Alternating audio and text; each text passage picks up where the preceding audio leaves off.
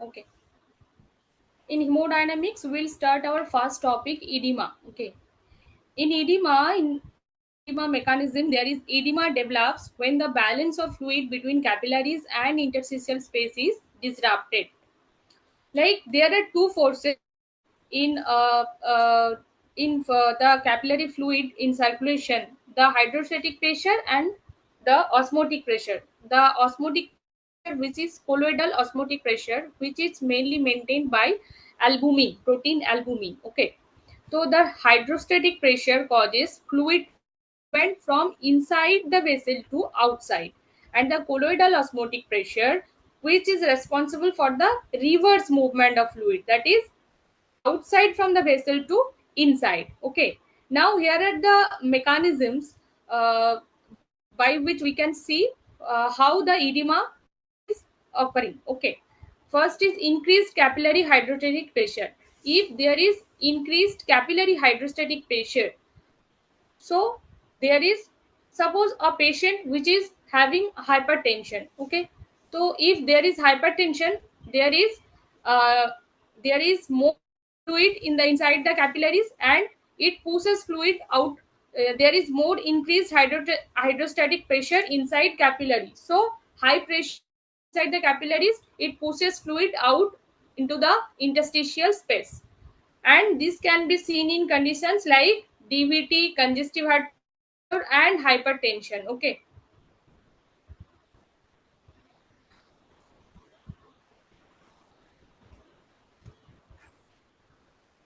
these are the disease conditions where,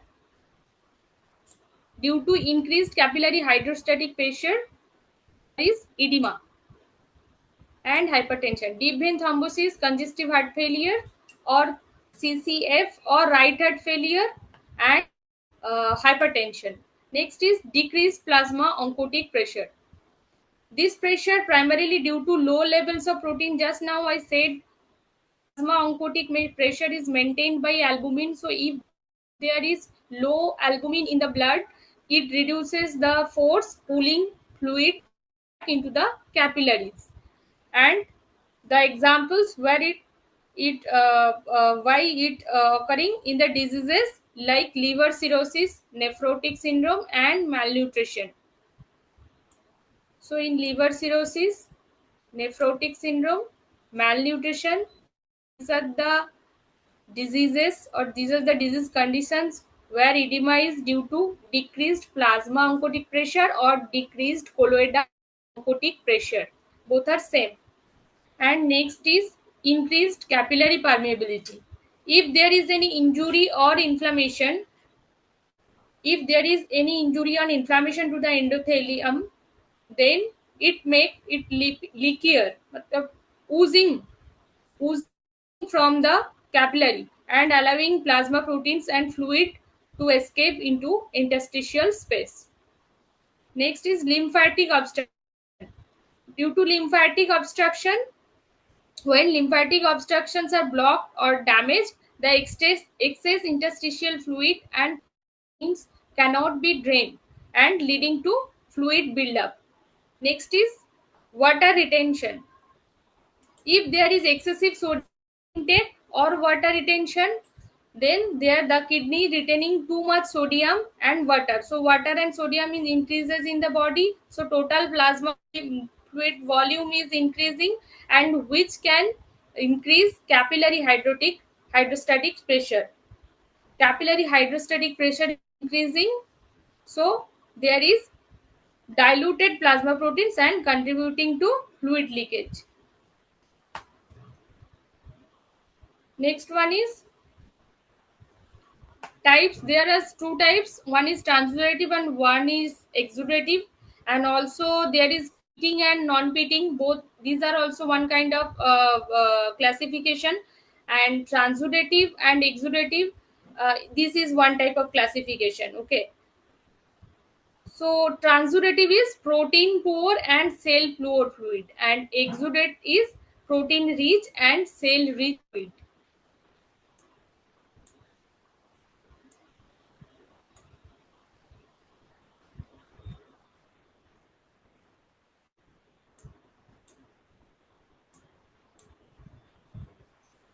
So here are the disease example.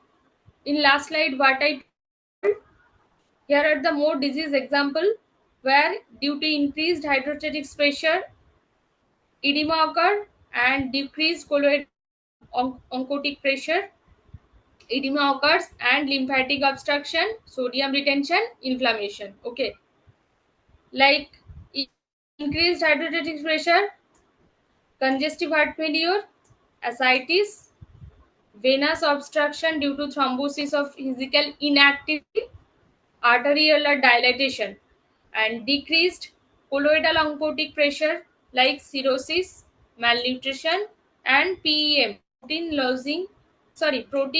losing gastroenteropathy. Next is lymphatic obstruction, any surgery or irritation after neoplasia and inflammation. In any kind of inflammation. Next is sodium retention, increased salt intake, decreased renal perfusion, or increased renin angiotensin aldosterone system activity. Okay. Next is there is differences between hyperemia and congestion. One thing, is that is breast lymphadenoma is due to blockage of subcutaneous lymphatics by malignant cells, and it is called the orange appearance of the breast. Okay. And next is what is the difference between hyperemia and congestion. Hyperemia is an active process due to arteriolar dilatation, and congestion it is a passive process due to impaired venous outflow. And in hyperemia there is edema absent, and in congestion edema is present.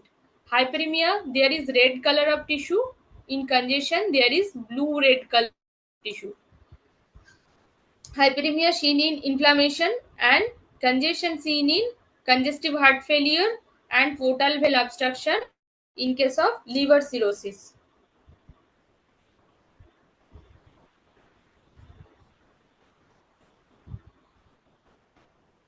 Next, clotting factor. In last day we already read about clotting factor. There was two pathway. One was intrinsic and one was extrinsic pathway.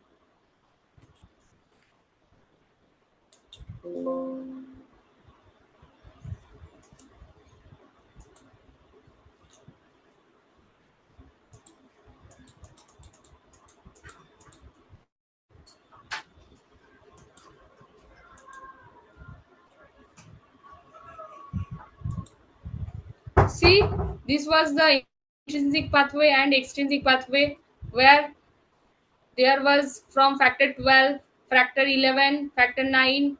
I illustrated this one last time in my class. Okay, now you will see just where calcium is needed. Okay, from factor 9, from factor 11 to factor 9 synthesis there is calcium needed, and from factor 9 to factor 10, from factor 9 to factor 10 there is also needed, and from factor 7 factor 10. Okay, so here are calcium is needed in area. Okay.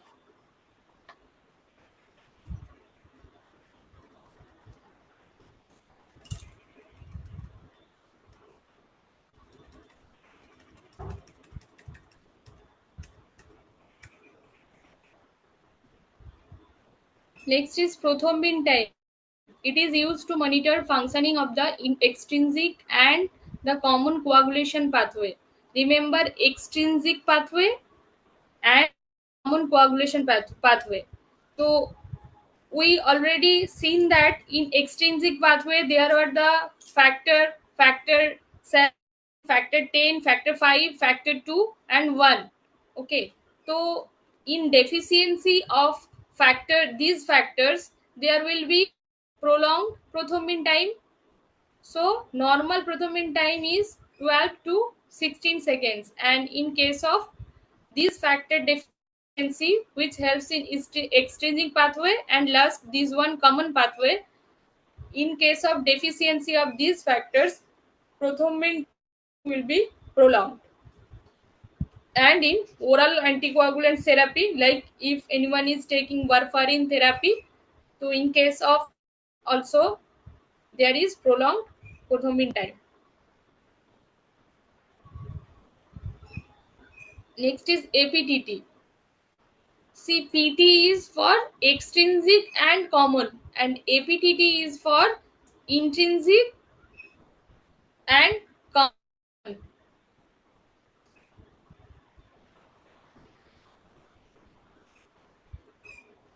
Okay.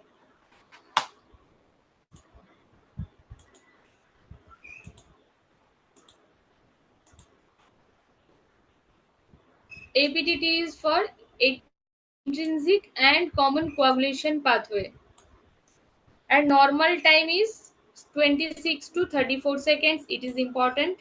And relatively rare cause of prolonged APTT is presence of antibodies against coagulation plasma proteins called inhibitors. Okay, that is coagulation inhibitors. It is the cause, and it is the rarest cause of prolonged APTT. And also due to hemophilia A and hemophilia B patients who are receiving clotting factors to control their bleeding episodes, pregnancy, autoimmune diseases, malignancies, etc. Okay, here we can see the APTT prolonged. Okay, and in case of deficiency of factor 12, 11, 9, 10, and 5, prothrombin and fibrinogen. Last, these are the common factor. First, these four are in intrinsic pathway. From intrinsic pathway, these helps for clotting formation. Okay, so these are the factors which helps in intrinsic and common coagulation pathway. And anyone is taking heparin therapy, this is also the cause of prolonged APTT. Next, thrombin time. It is used for testing the conversion of fibrinogen into fibrins, and it depends on adequate fibrinogen levels.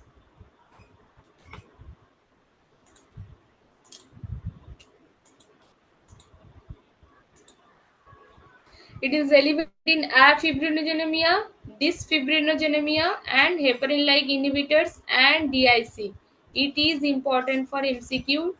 DIC generally comes in MCQ question. There is thrombin time increasing. Okay, thrombin is a coagulant, but thrombin thrombomodulin complex. It is an anticoagulant.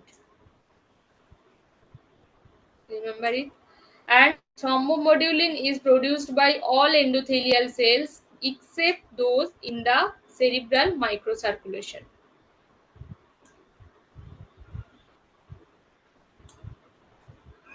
Okay. Next one is bleeding time. It is the time taken for a standard in puncture to stop bleeding. Normal bleeding time is 3 to 10 minutes. And in Duke method, it is 2 to 5 minutes. It is elevated in thrombocytopenia, where there is quantitative platelets platelet platelet count is less. Where there is less platelet count, that is thrombocytopenia. And if there is defective quality of platelet, that is thrombocytopenia. So both in case of thrombocytopenia and thrombocytopenia, there is increased bleeding time. That means in case of defective platelets, it may be in number or maybe in quality, both hampered bleeding time. Next is thrombosis. Virchow striatum is important from thrombosis. MCQ come from Virchow striatum. What is there? What is Virchow striatum? That is endothelial injury and alterations in the normal blood flow and blood hypercoagulability. Alterations in the normal blood flow and blood hypercoagulability. Factor 5 mutation or Leiden mutation is the most common inherited cause of hypercoagulability. Factor 5 mutation or Leiden mutation is the most common inherited cause for hypercoagulability. Okay. And these three is Virchow's diet. Hyperchromocysteinemia is the only mixed disorder that is inherited as well as acquired, which can cause both venous and arterial thrombosis. Venous and arterial both. And there are also some disease like DIC, cancer, PNH, polycythemia vera. These are also causes both venous and arterial thrombosis. Here is some feature of arterial thrombus and venous thrombus. See, in pathogenesis, arterial thrombus, there is endothelial injury or site of turbulence. Because of endothelial injury or site of turbulence, there is arterial thrombus. And blood thrombus is due to stasis of blood. Okay. Next is arterial thrombus is associated with active blood flow, and venous thrombus is associated with sluggish blood flow. Okay. Sites in arterial thrombus, the sites are coronary, cerebral, and femoral arteries. Mostly these are the sites: coronary, cerebral, and femoral arteries. And in venous thrombosis, there is deep, like deep vein thrombosis or deep leg thrombosis and superficial vein thrombosis, and there is ovarian or periuterine vein thrombosis. Okay. Next is arterial thrombus grows in a retrograde manner from the point of attachment, retrograde manner, and venous thrombus grows in an antegrade manner from point of attachment. So arterial thrombus in retrograde manner and venous thrombus in antegrade manner. And this is mostly important for MCQ in last 3 or 4 years. Before it came lines of Jane present in arterial thrombus. Okay. And in venous thrombus it is absent. Okay. It is the gross pathological feature of arterial thrombus.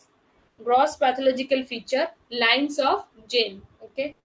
And in microscopic feature we will see pale platelet layer alternating with dark red cell layer. Okay. So also called white thrombi. Pale platelet layer alternating with dark red cell layer. So it is also white thrombi. Okay. Red cells mixed with relatively less platelets, so also called red thrombi. Red thrombi. So in venous thrombus, there is red cells mixed with relatively less platelets, so also called red thrombi. In arterial thrombus, there is incomplete lumen occlusion, and in venous thrombus, there is complete vessel occlusion. Okay. In arterial thrombus, complications of arterial thrombus may be ischemia and infections of any organs. And in venous thrombus, the complications may be embolism, edema, and ulceration. So there is thromboembolism, edema, and ulceration. Okay. Arterial thrombus arising in heart chambers or in the aortic lumen usually adhere to the wall of the underlying structure and are termed mural thrombi. Okay. Most common site for venous thrombosis is deep leg veins below the knee. It is important. Okay. Next is embolism. And detached intravascular solid, liquid, or gaseous mass that is carried downstream from its site of origin, It is most commonly composed of thromboembolism. Now, pulmonary emboli. Mostly pulmonary emboli arise in deep leg veins above the level of the knee. Above the level of the knee. Okay. Mostly pulmonary emboli arise in deep leg veins above the level of the knee, and most of them, like 60 to 80%, are clinically silent because they are small. Okay, they rarely may cause pulmonary infarction because there is dual blood supply. One is pulmonary and one is bronchial vessels, so there is no chance of infections. So they rarely may cause pulmonary infections and manifesting clinically as what are the clinical symptoms? Breathlessness, pleuritic pain, hemoptysis, and pleural effusion. Okay. Next is systematic thromboembolism. Most of them arise in the heart, and the major sites of arterial embolization are the lower extremities. And next, brain, 10%, lower extremity 75%, and the brain being 10%, and less commonly in the intestine, spleen, and upper extremities. So in systematic thromboembolism, there are more chances in lower extremities and brain. Next is fat embolism. It is characterized by pulmonary insufficiency, neurologic symptoms, that is irritability, restlessness, or even coma, anemia, and thrombocytopenia. Thrombocytopenia. So in fat embolism, there is thrombocytopenia. It is seen after fractures of long bones or after soft tissue trauma, and it is fatal only in 10% of cases. So in fractures of long bone, like fracture neck femur, okay, fracture humerus, there are fat embolism. There are more chances of occurring fat embolism.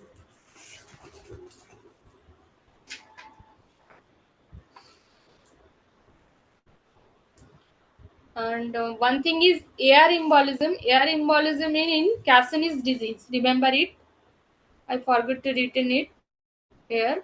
Fat embolism, that is Cassini's disease. Sorry, fat air embolism, that is Cassini's disease. Air embolism. Now, difference between red infarcts and white infarcts.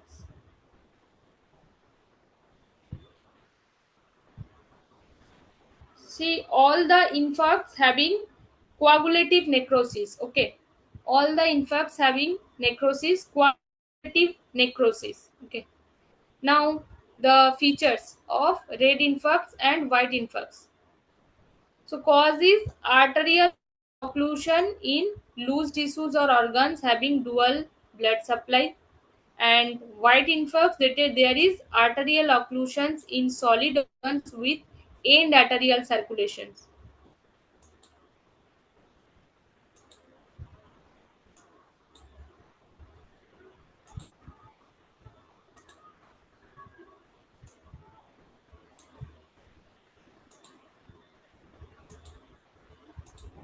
So, arterial occlusion in loose tissues or organs having dual blood supply, that is red infarcts, and in arterial occlusions in solid organs with end arterial circulations, that is white infarcts. So, end artery, white infection, white infarcts, and having dual blood supply is red infarcts. Okay. Example of this is venous occlusion in ovarian torsion. Example of red infarcts is venous occlusion in ovarian torsion. Okay. And in red infarcts, the affected organ is usually lung and small intestine. And in white infarcts, there is solid organs like heart, spleen, and kidney. Heart, spleen, and kidney. Ill-defined hemorrhagic margins change in color to brown. Red infect's properties is ill-defined hemorrhagic margins which change in color to brown, and white infects there is well-defined margins and progressively paler with time. So it is ill-defined margin and it is well-defined margin, and it changes color to brown and it changes color to become pale with time. Okay, and edema is usually present in red infarct and absent in white infarct.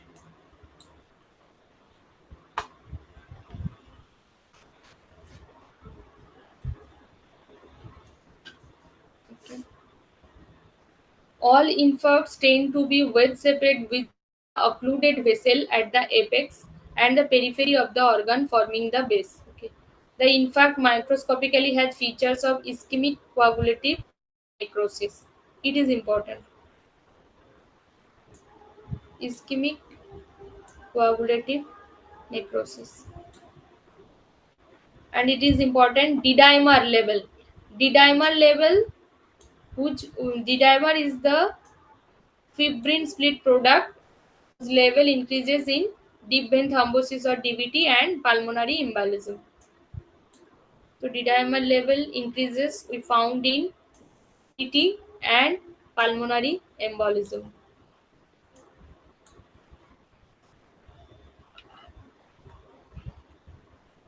Next is shock. Systemic hypoperfusion caused by reduction either in cardiac output or in the effective circulating blood volume, that is shock.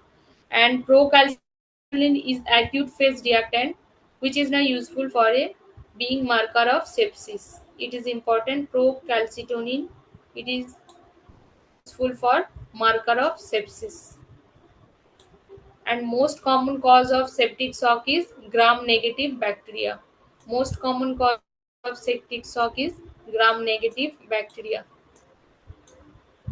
The triad of septic shock is disseminated intravascular coagulation, hypotensive shock, and metabolic disturbances.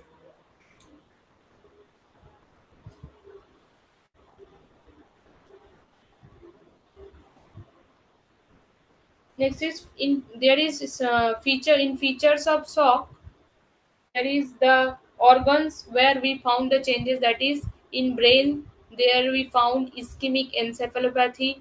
In heart we found cumulative necrosis or contraction bad necrosis.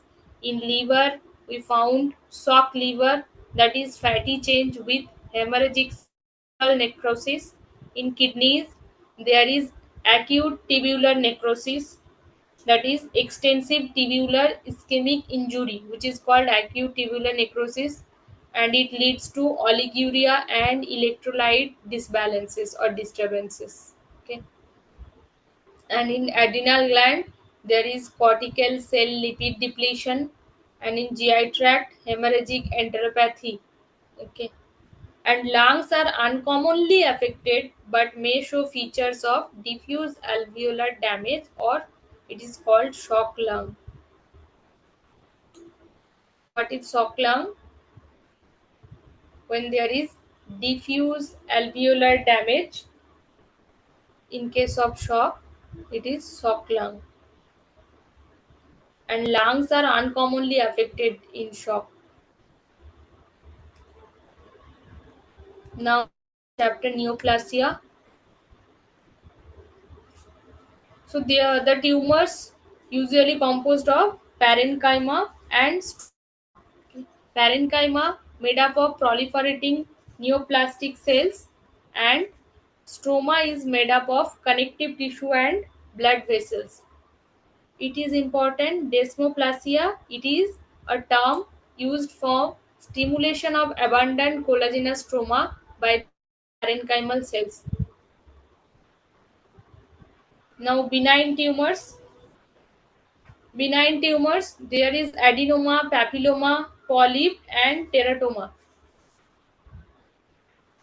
In adenoma, there is benign epithelial tumor arising from glands or forming a glandular pattern. And what is papilloma? This is benign tumor with finger-like projections. What is polyp? tumor producing a visible projection above a mucosal surface protruding in the lumen. And what is teratoma? It is derived from ectoderm, endoderm, and mesoderm. In teratoma, parenchymal cells are made up of more than one germ layer, and example is dermoid cyst. So teratoma derived from three layers: ectoderm, endoderm, and mesoderm. All layers are included. Next is types of malignant tumors. What are the types? Sarcoma and carcinoma. Sarcoma, it is arising from mesenchymal tissue, and carcinoma, this is epithelial cell origin, which is derived from any germ layer. If this tumor is having glandular pattern, it is also called adenocarcinoma.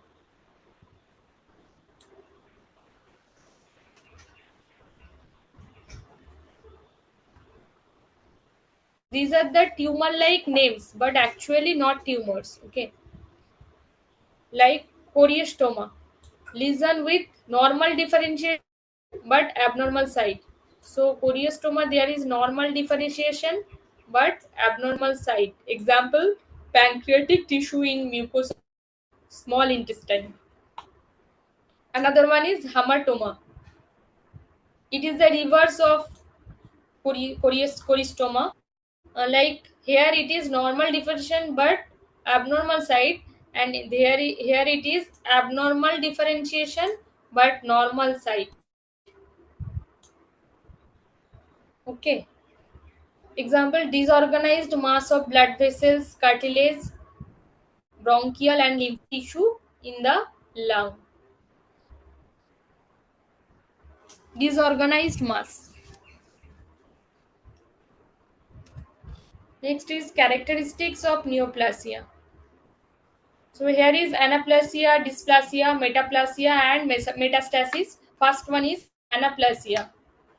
Anaplasia is the hallmark of malignant transformation, and the extent to which neoplastic cells resemble normal cells, both morphologically and functionally, is called differentiation. And where differentiation is absent, this is called anaplasia. This differentiation where it is absent, this is called anaplasia. And what are the features of anaplasia? These are the features. These are important for MCQ. Features of anaplasia, like pleomorphism, hyperchromasia, increased mitosis, and loss of polarity, and presence of tumor giant cells. So these are the features of anaplasia. And hyperchromasia, there is altered nucleocytoplasmic ratio where normal is 1 is 4. In anaplasia, it is 1 is to 1. So normal nucleocytoplasmic ratio is 1 is to 4, and in anaplasia it is 1 is to 1. It question came from here. Okay.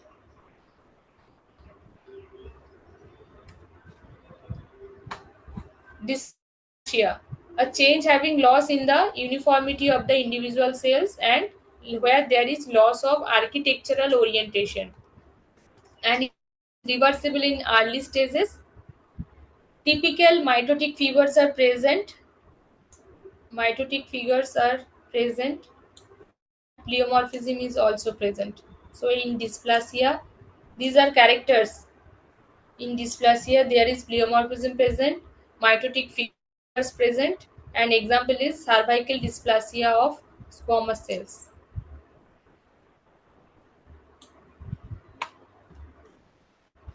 Next is metaplasia. Metaplasia is when one cell type is replaced by another cell type. That is Barrett's esophagus or myositis ossificans. Suppose squamous is replaced by columnar, or columnar is replaced by squamous. So reversible change in which one differentiated cell type is replaced by another cell type. But here pleomorphism is absent, and mitotic figures is also absent. So in metaplasia, both pleomorphism and mitotic figures were absent. In dysplasia, both were present. Malignant tumors have upregulations of telomerase activity.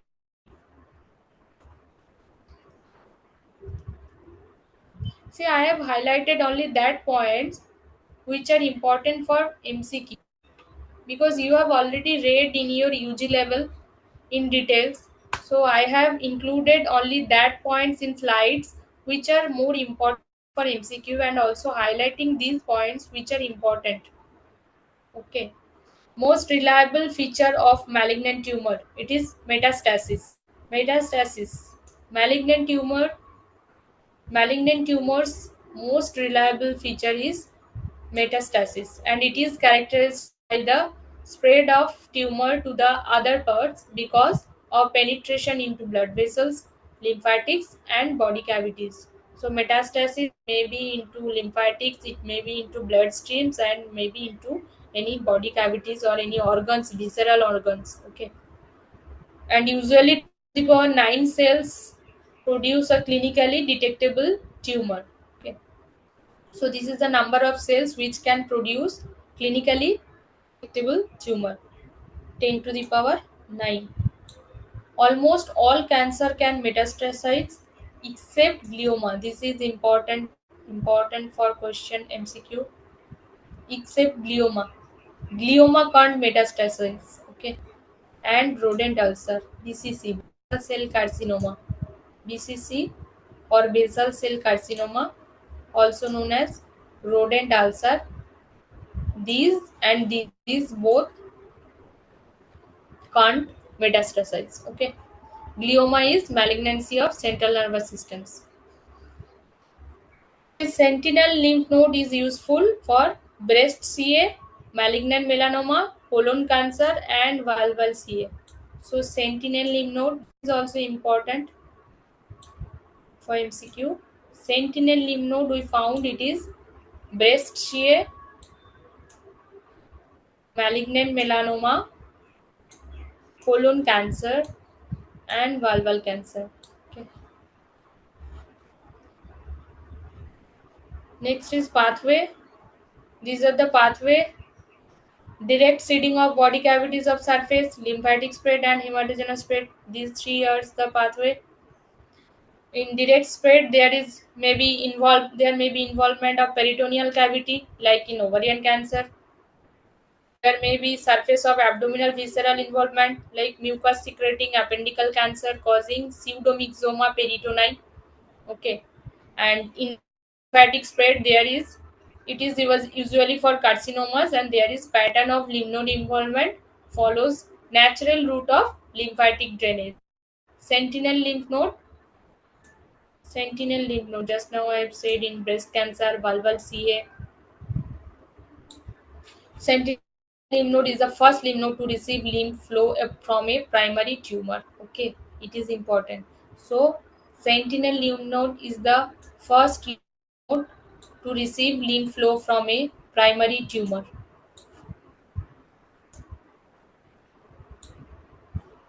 Lymphatic spread seen in melanoma, breast and colon cancer, and vulval cancer. It is typo. It is sentinel lymph node seen in melanoma, breast colon cancer, and vulval cancer.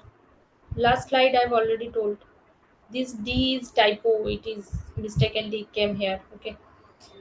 Hematogenous spread. It is usual for sarcomas. So sarcomas are usually spread hematogenously, and thinner walls of veins causes preferential venous invasion in comparison to arteries, and liver and lungs are the most common affected organs. So liver and lungs are the most common affected organs, and invasion of veins in particularly prominent in hepatocellular CA and renal cell CA. So hepatocellular CA and renal cell CA, there is invasion of veins.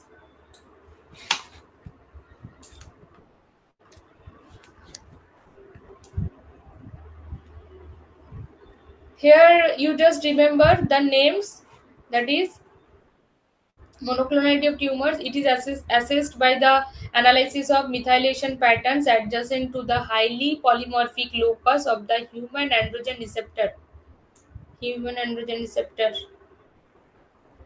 and enzymes glucose 6-phosphate dehydrogenase and iduronate 2 sulfatase and phosphoglycerate kinase. Just remember the name of the enzyme, okay, in monoclonality of tumors. These are the autosomal dominant cancer tumor. This is the pneumonics. Can remember by this way. Very rich, cute, and nice men, hereditarily like familiar females. Okay. Very for von Hippel-Lindau syndrome, which is causing renal cell carcinoma. Rich means retinoblastoma. R rich means retinoblastoma. Cute C Cowden syndrome. Nice N for neurofibromatosis 1 2 nevoid BCC syndrome. Okay, and M for melanoma and main multiple endocrine neoplasia main 1 and main 2 main का 4 types है 1 2 3 4. So here main 1 and 2 for autosomal dominant cancer syndrome. And H for hereditary non-polyposis colon cancer. Non-polyposis. Hereditary non-polyposis colon cancer. L for Lee-Fraumeni syndrome. A familial adenomatous polyposis. And here F for ovarian and breast tumor. Okay. Next is cell cycle regulation. Prophase, metaphase, anaphase, and telophase. In prophase, there is chromatic condensation into chromosomes, and in metaphase, there is chromosomes aligned at the metaphase plate. In anaphase, there is chromosome split and kinetochore microtubules shorten. Okay, and in telophase, there is decondensing chromosomes are surrounded by nuclear membranes. This much is not too much important, but you can remember. Okay. This is important, very very important slide.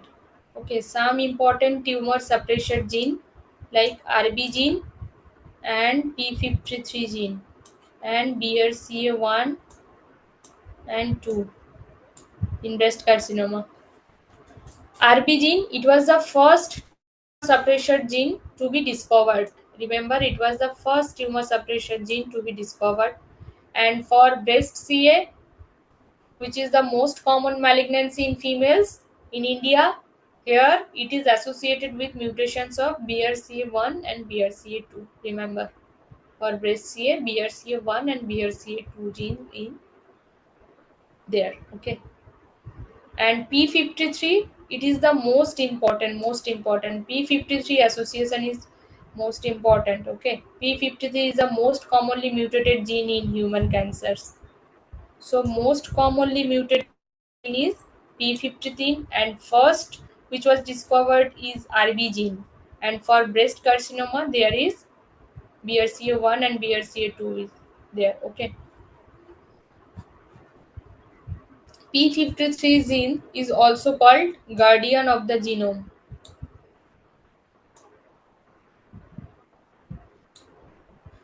because of it is most commonly mutated gene in human cancers. Okay. The non-mutated P53 gene is also called wild type and it is associated with reduced risk of development CA. So, non-mutated P53 gene is not responsible for CA. It is actually associated with reduced risk of developing CA. Okay. And cancers carrying P53 mutations are relatively resistant to chemotherapy and radiotherapy. It is also important P53 gene carrying cancers are resistant to chemotherapy. So this is chemo and radio both resistant.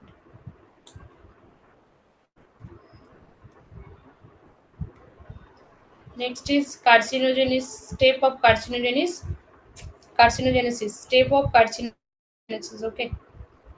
From normal epithelial, if there is mutation of APC gene on chromosome 5q, there is hyperproliferative epithelium. So, normal epithelium to hyperproliferative epithelium, there is loss of mutation of APC gene.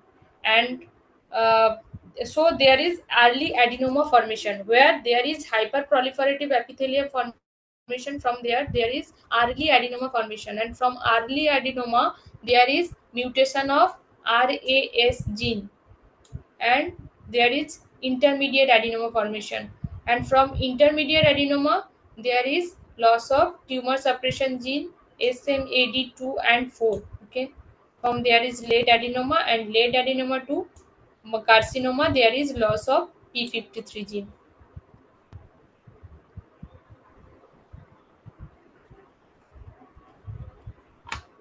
Next is carcinogenesis. Sir, Sir Percival Pott demonstrated the increased incidence of scrotal skin cancer in chimney workers exposed to chemical soot. The carcinogenic potential of a chemical is tested by AMES test. It is important. So, AMES test is used for carcinogenic potential of a chemical. It is used. And how it is used? In AMASE test, there is a modified bacterium Salmonella typhimurium, which is unable to produce histidine due to absence of histidine synthesis enzyme in it. So the bacteria name is important in AMASE test, Salmonella typhimurium.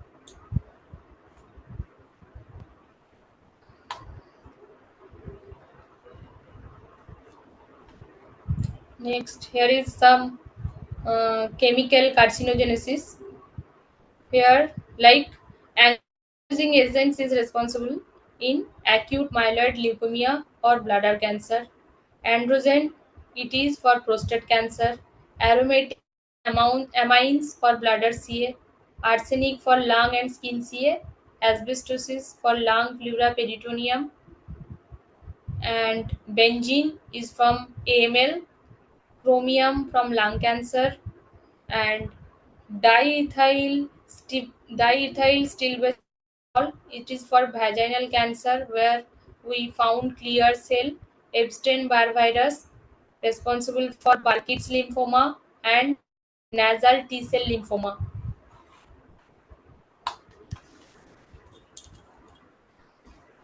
Next is estrogens. Estrogens for cancer of endometrium, liver, and breast CA. And ethyl alcohol is responsible for liver, esophagus, and head neck CA. And sunlight or UV ray is responsible for skin CA, skin cancer, squamous cell cancer, or melanoma. Tobacco, it is for the cancer of upper aerodigestive tract and bladder. And vinyl chloride is important for liver cancer and angiosarcoma.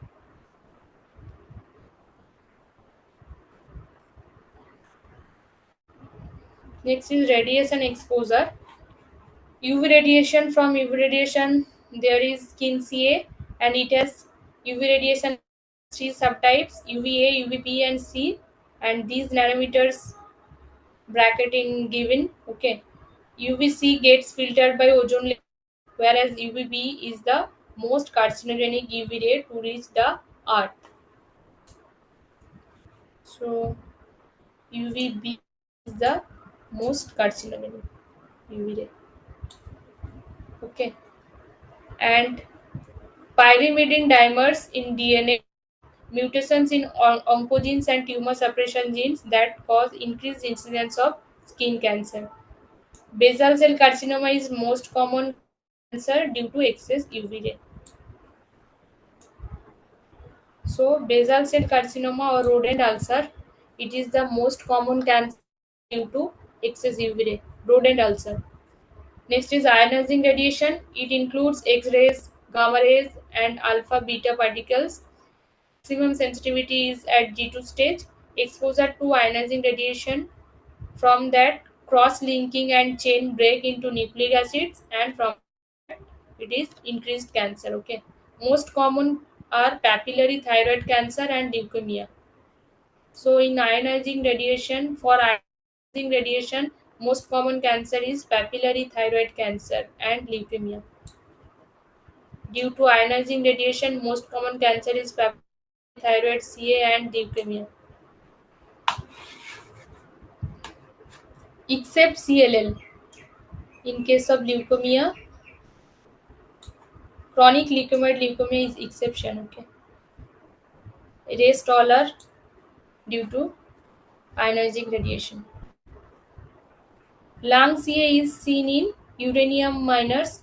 The cells of skin, bone, and GI tract are relatively to radiation induced neoplasms.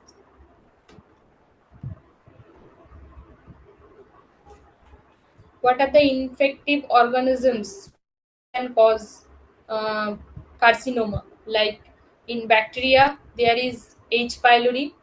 It is fast bacterium classified as carcinogen. Okay, and H. pylori infection is implicated in the genesis of both gastric adenocarcinoma and lymphoma.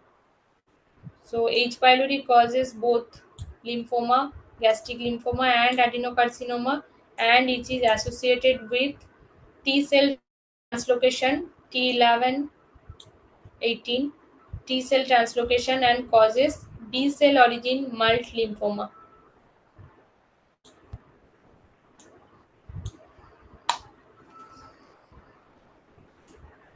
Next is carcinogenic viruses. So in RNA virus, there are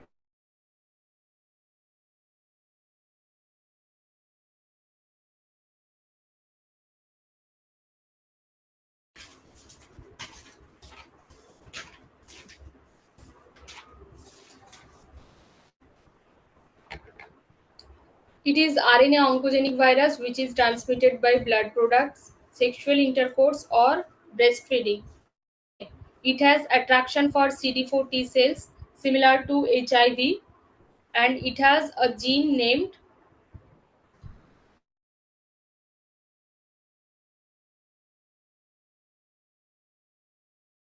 leukemia, lymphoma, and demyelinating disorder called tropical spastic paraparesis. So in RNA virus, there is two virus. One is human T cell leukemia virus, and another is hepatitis C virus. Human T lymphocyte virus is RNA oncogenic virus, and there is in tax gene. Okay, question came from here. Tax protein, tax gene, not protein. Okay, and it can cause T-cell leukemia, lymphoma, and demyelinating disorder called tropical spastic paragenic virus, and causes infections of epithelial cells of oropharynx and B cells because of infections of.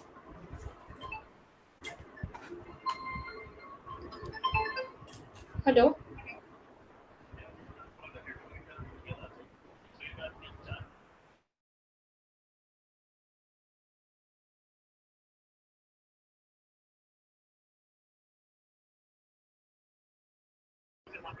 Okay, okay, okay.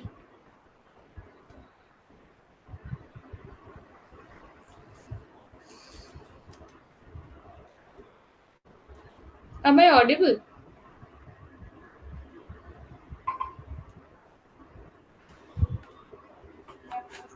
Okay.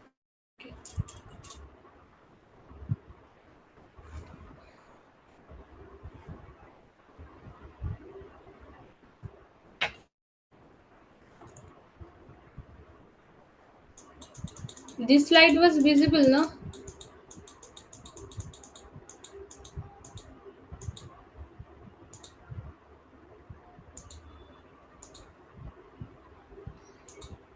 This was visible.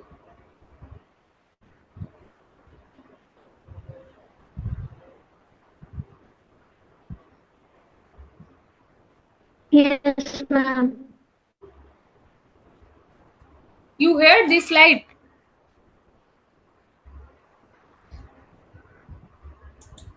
Yes, ma'am. Okay, okay. This one?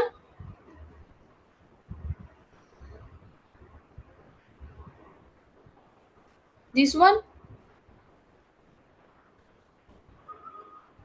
Okay, Yes, ma'am. I am repeating from here.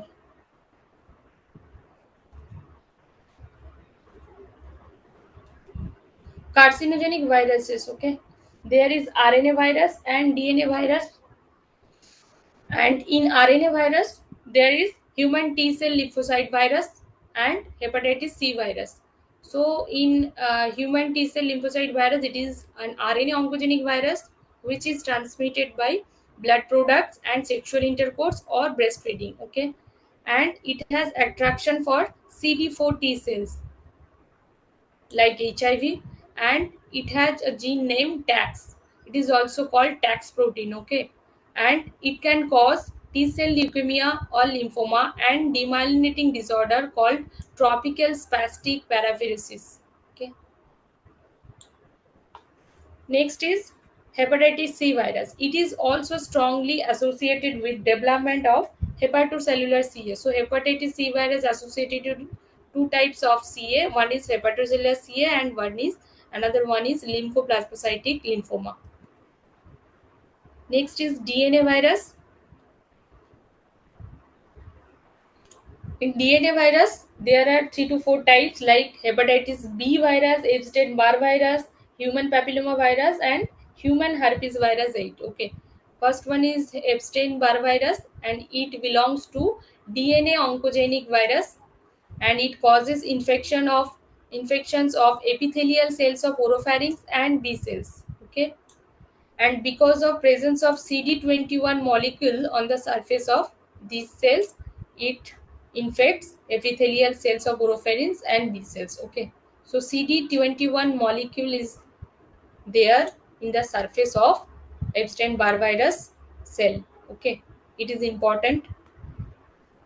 Epstein-Barr virus acts as a polyclonal B cell mitogen followed by acquisition of T cell translocation, which ultimately results in development of Burkitt's lymphoma. So it can comes in MCQ T translocation 8 into 8 14 के जगह 8 and 14. Okay. And other autoimmune diseases. Okay, development of Burkitt's lymphoma and other, इसको छोड़ो, other Burkitt's lymphoma. Okay, so Epstein-Barr virus causes Burkitt's lymphoma, and there is T cell translocation. Epstein-Barr virus is associated with mixed cellularity variant of Hodgkin lymphoma. Epstein-Barr virus association with mixed cellularity variant of Hodgkin lymphoma. Epstein-Barr virus is very important. Okay, MCQ comes from here. Nasopharyngeal CA is the only T cell malignancy amongst the cancer caused by Epstein-Barr virus. So nasopharyngeal CA, it is the only T cell malignancy or T cell CA amongst the CA which is caused by Epstein-Barr virus. So what are the points which is linked to Epstein-Barr virus?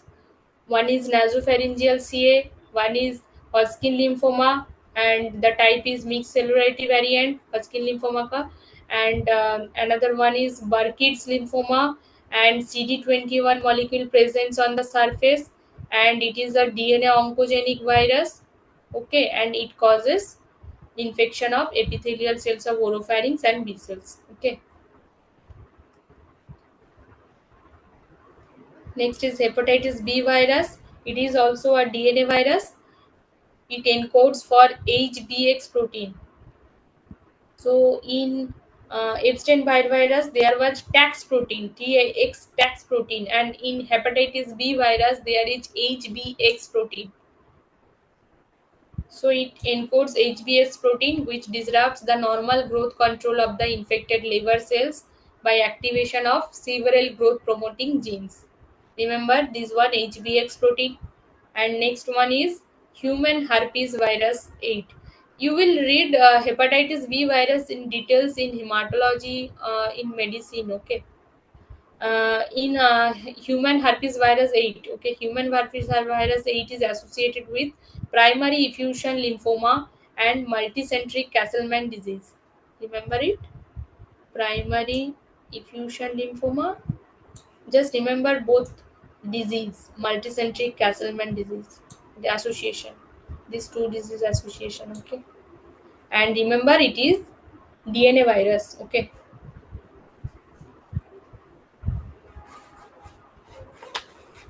MCQ can come like these are the what are the which are the RNA virus. So their options it may be written hepatitis B virus, HIV/AIDS, HPV, and hepatitis C virus. So what then it will be hepatitis C virus, or it can comes like exception. These are the DNA virus except. So you remember the names of DNA virus and RNA virus. Make a list and prepare it in DNA virus, RNA virus. Question comes from here. So human papilloma virus, it is DNA virus and it is responsible for development of squamous cell CA of cervix and anogenital lesion, and in some cases oral and laryngeal CA. So human papilloma virus responsible for squamous cell CA of cervix mainly and anogenital lesions. These are mainly, and in some cases also responsible for oral and laryngeal CA. And very important point it is the type, subtype HPV 16 and 18. Okay, these two types is actually carcinogenic, and HPV 16 is more commonly carcinogenic among them, and 18 is less commonly. Okay, so 16 and 18 both are carcinogenic, and 16 is more commonly it is found, it is carcinogenic, and 18 is less commonly found. Okay.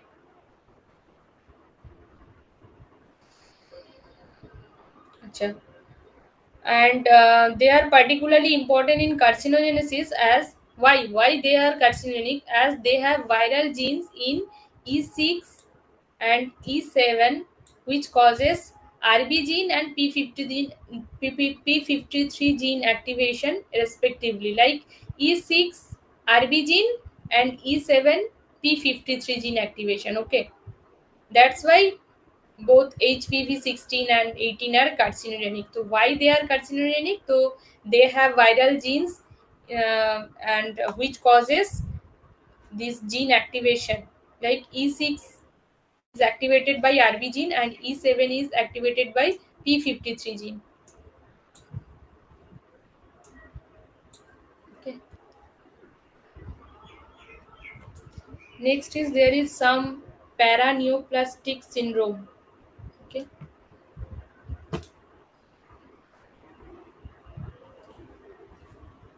like Cushing syndrome, that is most common endocrinopathy. Okay, Cushing syndrome, most common endocrinopathy, and it is due to ACTAs or ACTAs like substance, increased ACTAs or ACTAs like substance. There is Cushing syndrome, and it is associated with small cell CA of lung, pancreatic CA, and neural tumors. Okay, so these are important: small cell CA of lung, pancreatic CA, and neural TA. These are association. Okay. Next is SIA, syndrome of inappropriate into the antidiuretic hormone secretion, SHIAD, and it is associated with small cell CA of lung and intracranial neoplasms. And cause of SIA is if there is antidiuretic hormone or atrial natriuretic hormone is increasing. Okay. Next is hypercalcemia, if there is squamous, sorry, hypercalcemia It is associated with squamous cell CA of lung, breast CA, renal cell carcinoma, adult T cell leukemia, and ovarian carcinoma. Okay, and it is most common paraneoplastic syndrome. So, what is most common paraneoplastic syndrome is hypercalcemia. Okay, and most common endocrinopathy is Cushing syndrome. Here we are reading the slides about paraneoplastic syndromes, and most common paraneoplastic syndrome is hypercalcemia. Okay, and it is associated with squamous cell CA of lung, breast CA, renal cell carcinoma, adult T cell leukemia, and ovarian CA. Okay, it is due to parathyroid parathyroid hormone related protein, that is TGF alpha, tumor necrosis factor, and interleukin 1. Okay, hypoglycemia, typing mistake here. Okay, hypoglycemia, it is associated with fibrosarcoma, other mesenchymal sarcomas, and hepatocellular CA. It is due to insulin or insulin like substance. Okay, carcinoid syndrome, it is very very important. Carcinoid, या D नहीं सी होना चाहिए. Carcinoid syndrome, typing mistake. Carcinoid syndrome, it is associated with bronchial adenoma and pancreatic CA, gastric CA. Is due to serotonin and bradykinin. Next is polycythemia, which is associated with renal cell carcinoma, cerebellar hemangioma, and hepatocellular CA. And responsible marker is erythropoietin. Sorry, responsible hormone is erythropoietin. So it is associated with renal cell carcinoma, cerebral hemangioma, hepatocellular CA, and polycythemia is due to erythropoietin. Acanthosis nigricans, it is it is immunologic, and it is due to secretion of epidermal growth factor and associated with gastric CA, lung CA, and uterine CA. So acanthosis nigricans we found gastric CA, lung CA, and uterine CA.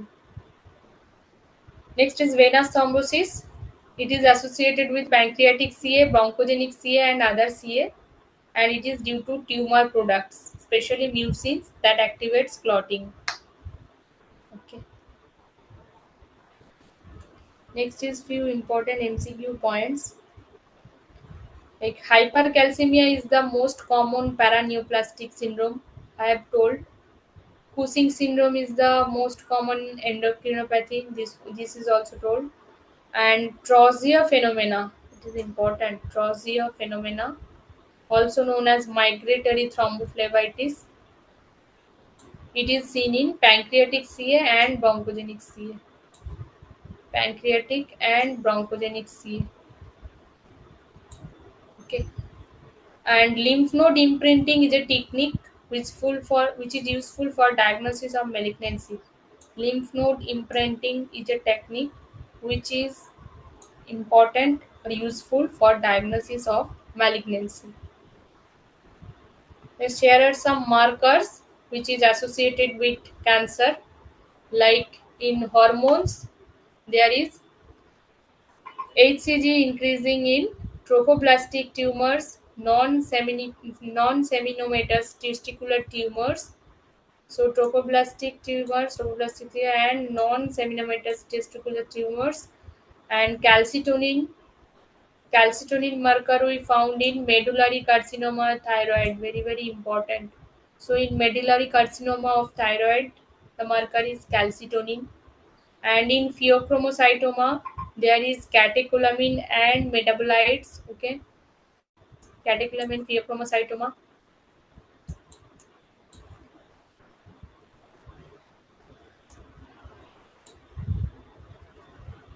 And alpha fetoprotein, it is found in liver cell CA, non-seminomatous germ cell tumors of testis. Okay, alpha fetoprotein. And CEA, carcinoembryogenic antigen. CEA, it should be CEA, carcinogenic embryogenic antigen. Okay, it is for CA colon, pancreatic CA, colon CA, lung CA, stomach, and heart CA. Okay, so these are the hormonal markers. And and specific protein markers like immunoglobulins increased in multiple myeloma and other gammopathies. Okay, and PSA marker and PS membrane A marker increase in CA prostate, mucins and other glycoproteins markers like CA125, ovarian CA, CA19-9, colon CA, pancreatic CA, and gallbladder CA. CA19-9 and CA15-3 is for breast CA. Okay, breast CA, CA15-3. New molecular markers, that is P53, APC, that is antigen presenting cells or RAS mutations in the stool and serum. It is for ovarian CA. And P53 mutations in urine is bladder CA. Okay.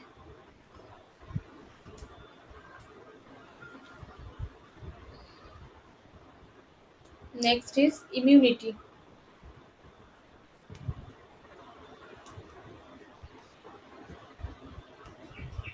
So, hypersensitivity reactions we will read. Hypersensitivity reactions are caused by the activity of the immune system detrimental to the host in response to exposure of the antigens.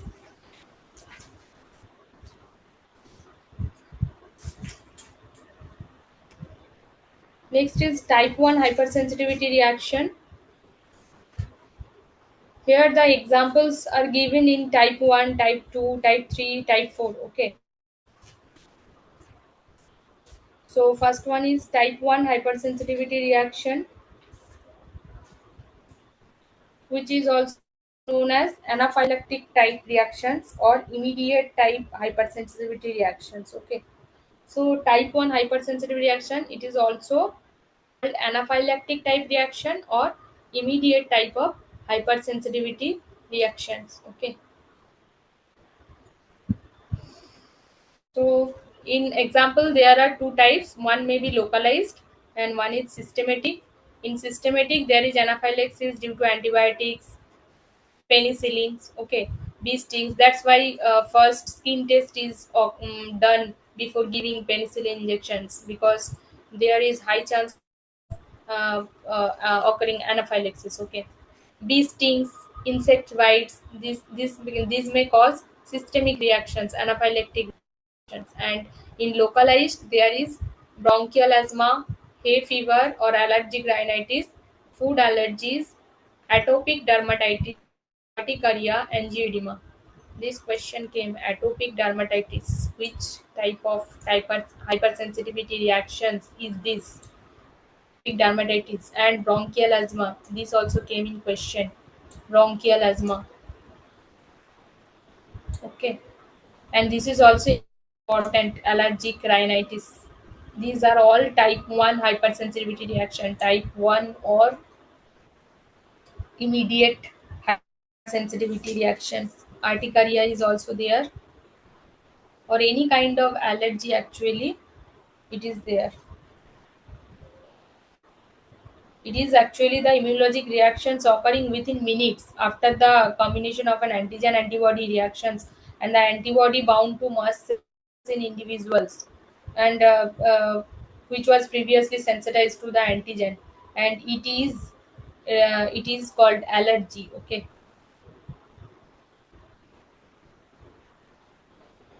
angioedema, here leaves also swells. Okay, in angioedema. So these are important. Okay, food allergies, bronchial asthma, allergic rhinitis. This and this question came. Bronchial asthma, atopic dermatitis came. So urticaria, it is important. Angioedema, it is also important. Next is type 2. Type 2 hypersensitivity reaction or antibody mediated or cytolytic reactions. Okay. The name may be changed in question also. Okay. So these three names you all remember already. They are written in slide. Type 2 hypersensitivity reaction or antibody mediated or cytolytic hypersensitivity reaction. Okay, in option there may be come like myasthenia gravis. Which one is follow? Which one of the following is in cytolytic hypersensitivity reaction? So they are in options like there is myasthenia gravis. So if there is not written type hypersensitivity, still this is the another name. So remember these three names. Okay. What are the examples? And this is the mnemonic. My blood group is Rh positive. It is the mnemonic actually. Okay. My myasthenia gravis. Okay. Blood transfusion reactions. Okay. Group good chores and Graves disease. Okay. And here is also not only transfusion reactions. Here is also included like erythroblastosis fetalis or autoimmune hemolytic anemia or autoimmune thrombocytopenic purpura. Okay, all are. Okay. And blood transfusion reactions, G for Goodfast syndrome and Graves disease, and I for insulin resistance diabetes and idiopathic thrombocytopenic purpura. Okay, rheumatic fever, H, hyperacute graft rejection, and positive P, pernicious anemia and pemphigus vulgaris. So this is the mnemonic and this is the example. You remember like okay. Next is type 3 hypersensitivity reactions. Okay, it is also known as immune complex disease. Okay, here it is the mnemonic SARP. So in SARP, in S, there is serum sickness, sick test, and SAD. Okay, these are the example. Here we found type 3 hypersensitivity reaction. SARP. In for H, there is Henox colon purpura. For A, Arthur's reaction. R, there is reactive arthritis. Okay, and for P, there is polyarteritis nodosa. Oh, this is also Raji assay, and for P, there is polyarteritis nodosa and PSGN, post streptococcal glomerulonephritis. Okay.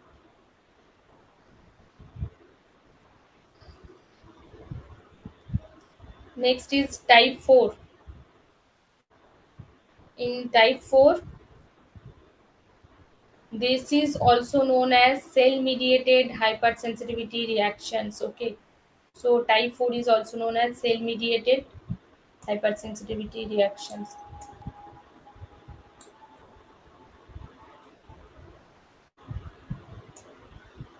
So example, tuberculin reaction and lepromil test. Very very important. Lepromil test already came in MCQ. Tuberculin reaction is also. Tuberculin reaction, lepromil test, multiple sclerosis. These three very very important. Contact dermatitis very very important. See atopic dermatitis that was in class 1. Okay, type 1, and in contact dermatitis it is in type 4. Okay,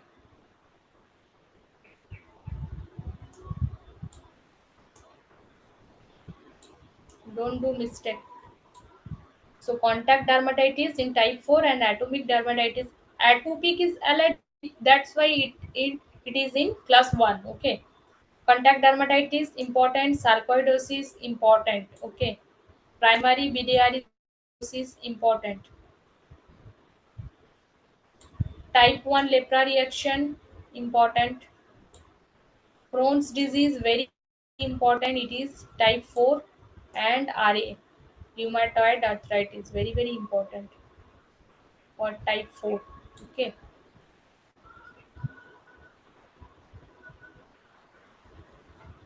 so chronic graft rejection, this will also you remember. what I have highlighted, these are very, very, very, very important for MCQ. Okay. Type 4 hypersensitivity reactions. Examples of type 4 hypersensitivity reactions or cell mediated hypersensitivity reaction. Okay. Next is SLE.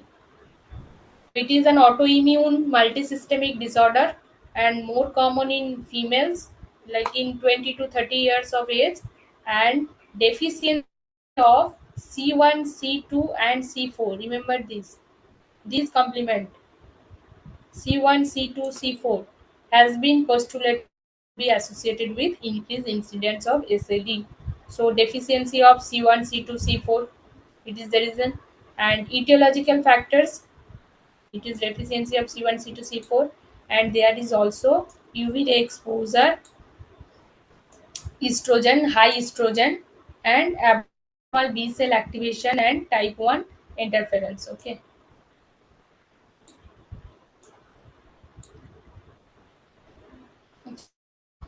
For MCQ, it is important, but I have highlighted. Okay.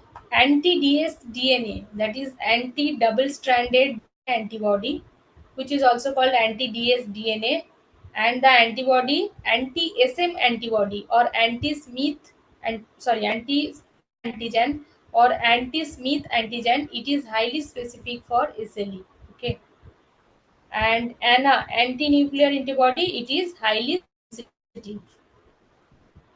So highly specific is anti-dsDNA and anti-SM antigen. These two are highly specific, and ANA, that is anti-nuclear antibody, it is highly sensitive for SLE. Okay, and for neonatal lupus, for neonates, okay, neonatal lupus, we found in diagnosis anti-RO antibody,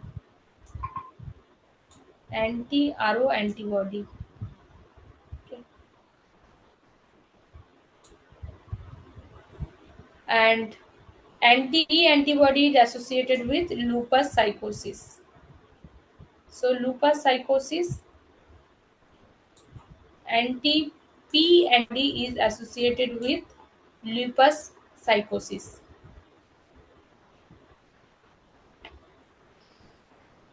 Next importance for MCQ are anti SS antibody.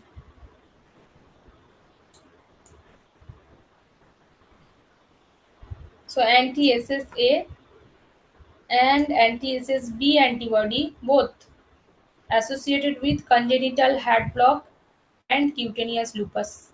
So these both antibody associated with congenital heart block and cutaneous lupus. SLE is an example of both type 2 and type 3 hypersensitivity reactions. Okay, so it is both type 2, that is hematological features, and type 3 is for visceral features, visceral lesions or visceral features. So it is both type 2 and so SLE comes under both type 2 and type 3 hypersensitivity reactions. If there is options both, so options will be both. Okay. Now, what are the clinical criteria for diagnosis? Okay. Here it is written total 11 criteria, and any four of these 11 criteria is sufficient for diagnosis of SLE. Like malar rash, discoid rash, photosensitivity, oral ulcer, arthritis, neurological disorder, that is seizure or psychosis in the absence of known drug or metabolic abnormality.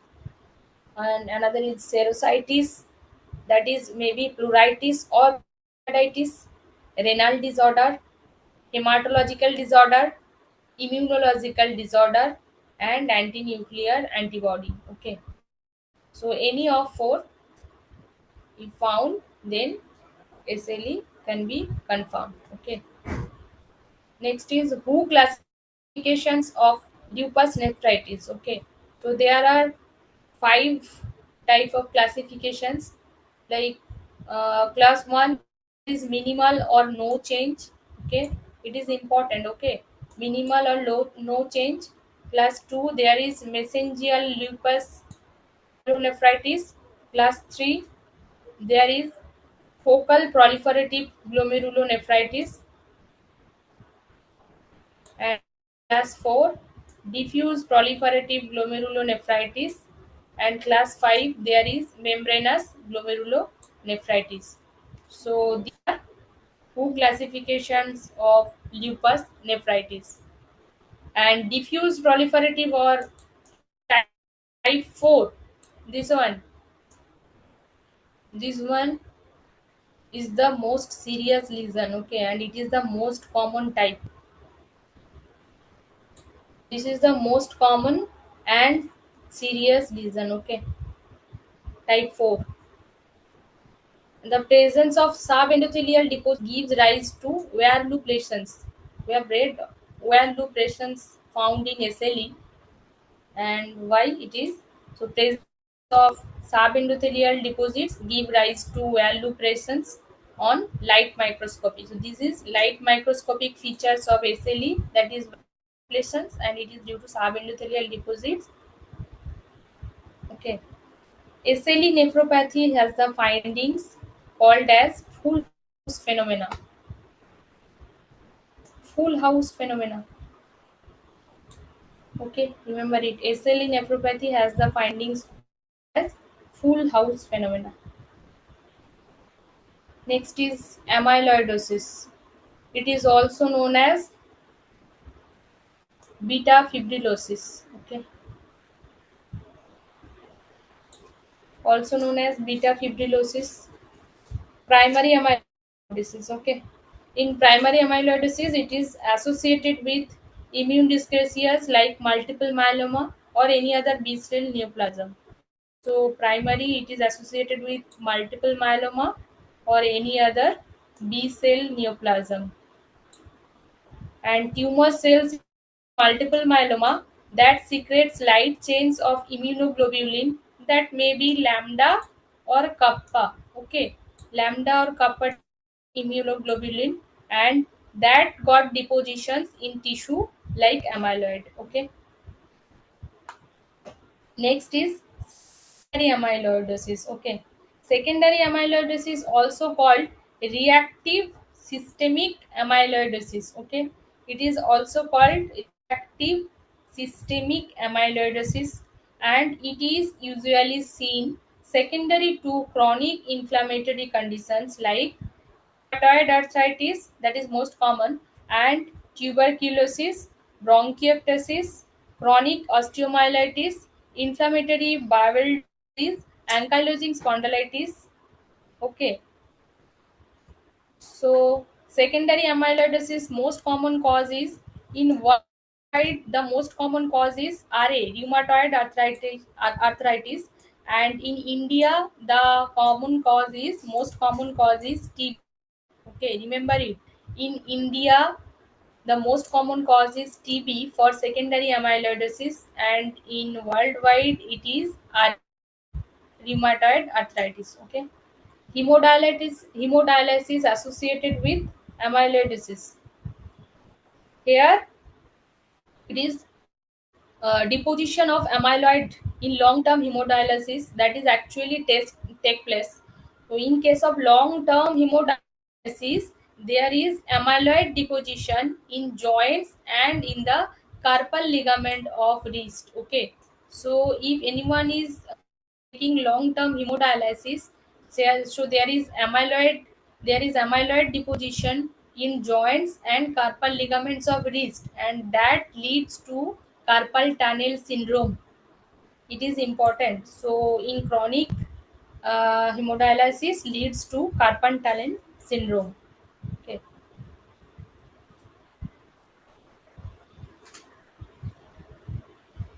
Next, in morphology, so in kidney, morphological changes. What are the morphological changes in amyloidosis? In kidney, it is the most common and most serious form of organ involvement, and is usually involved in secondary amyloidosis. So kidney involved in secondary amyloidosis, and there is deposition of amyloid deposition in mesengium primarily, and then followed by glomerular basement membrane and interstitial peritubular tissue. Okay. See, venules are spared. Important it is. Arteries and arterioles are affected in secondary amyloidosis of kidney. Arteries and arterioles are affected, but venules are spared. Okay. In spleen, there is splenomegaly and there is involvement of splenic follicles, which is called sagospleen. So, sagospleen and Ladacea spleen, this is feature of amyloidosis. Sagospleen, and if there is involvement of splenic sinusitis and red pulp, it is called Ladacea spleen. So, if there is splenic follicles involvement, that is sagospleens, and if there is involvement of splenic sinuses and red pulp, then it is called Ladacea spleen. Okay. And in liver, it is first deposited in the space of Dece. So in liver, there is space of Dece. Here, amyloid deposition occurs, and later it results in hepatomegaly. Okay. LFT are usually normal in case of amyloidosis. Okay. Remember it. LFT normal.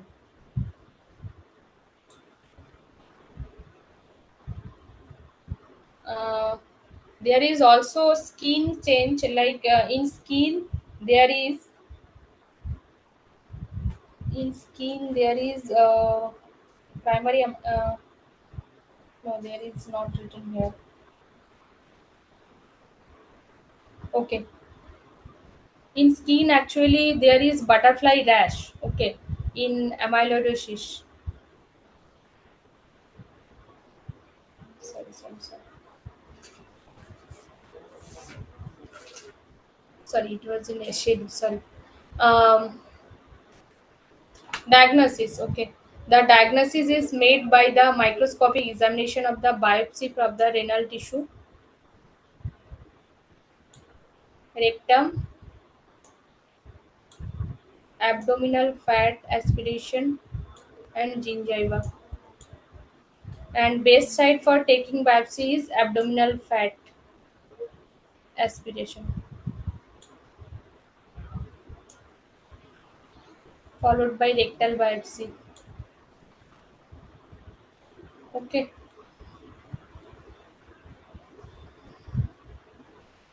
this is important. बस यही important है this slide से. Best site for taking the biopsy is abdominal fat aspiration, followed by rectal biopsy.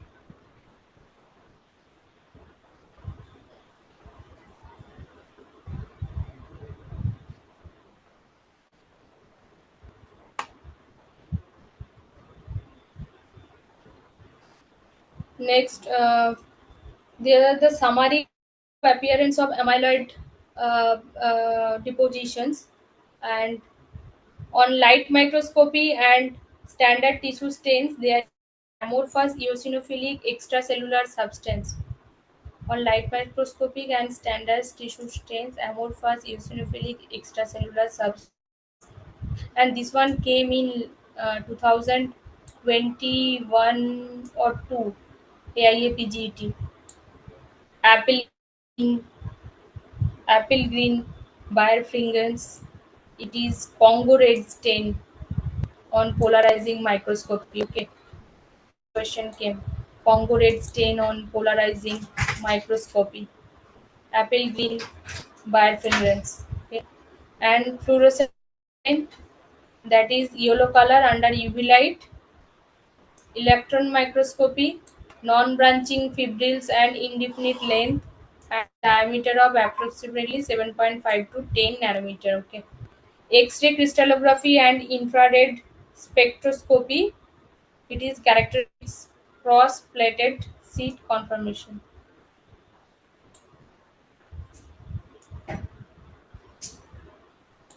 So these important. So pink, red color. Congo red stain is actually pink red color under normal light microscopy, and apple green bifidrance in the polarized light. Okay. It is important. Congo red stain on polarizing microscopy, apple green birefringence. And Congo red stain ordinary light, it is pink or red color.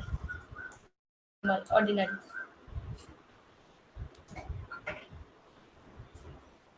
Okay. So here I am concluding immunity chapter, and with this, uh, general pathology is also concluded. Okay. If anyone having any question or query, you can raise.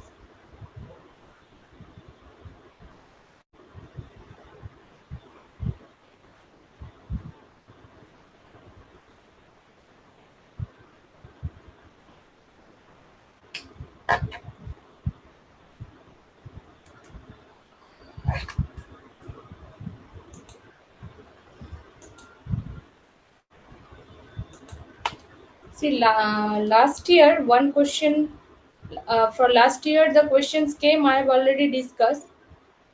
And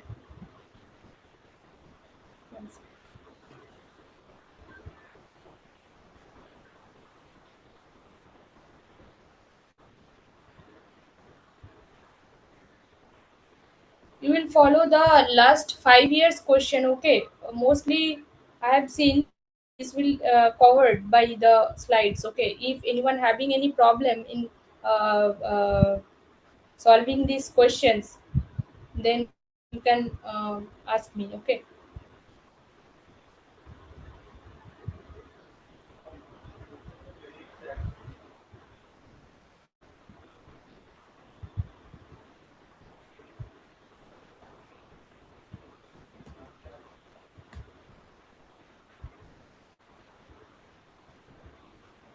Okay, if anyone having no query, then thank you for today.